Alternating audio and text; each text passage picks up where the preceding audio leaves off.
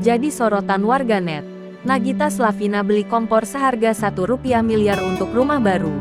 Artis cantik Nagita Slavina jadi sorotan seusai beli kompor mewah seharga mobil. Hal itu terungkap dalam vlog keluarga mereka saat Raffi mengecek progres pembangunan tempat tinggal barunya.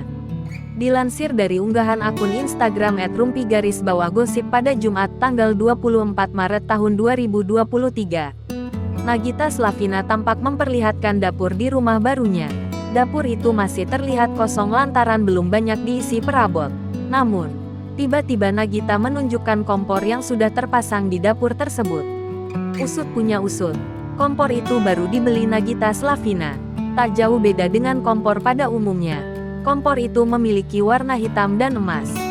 Di samping kompor itu sendiri tampak disediakan tempat untuk memasak steak. Meski begitu, kompor itu memang tampak memiliki kualitas bagus. Bahkan kompor itu mirip dengan kompor di restoran mewah. Meski Nagita tak mengungkap harganya, namun Raffi menyebut harga kompor itu senilai Rp1 miliar. Raffi pun takjub mengapa harga kompor itu bisa tembus miliaran rupiah. Mengetahui harga kompor Nagita setara harga mobil, warganet pun langsung heboh. Bahkan, banyak yang memberikan komentar kocak usai tahu harga kompor Nagita tersebut.